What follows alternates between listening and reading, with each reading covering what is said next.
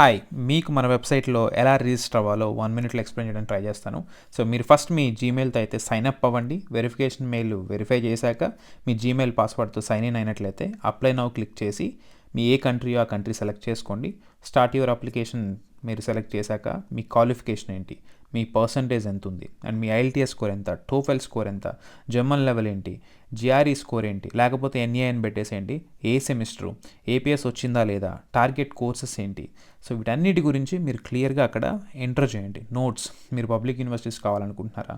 So target courses ఏంటి? మెకానికలా, లేకపోతే ఈసీఏ, డేటా సైన్సా, ఏఐనా, లేకపోతే ఎంబెడెడ్ సిస్టమ్సా, ఇట్లా తర్వాత టార్గెట్ యూనివర్సిటీస్ ఏంటి?